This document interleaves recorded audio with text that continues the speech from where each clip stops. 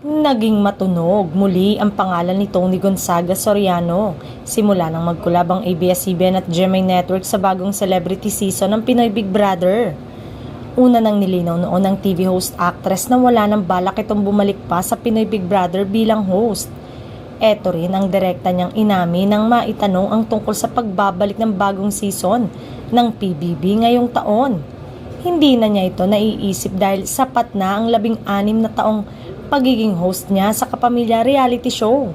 Nais daw niyang bigyan ng tsansa ang iba na magningning bilang main host ng programa.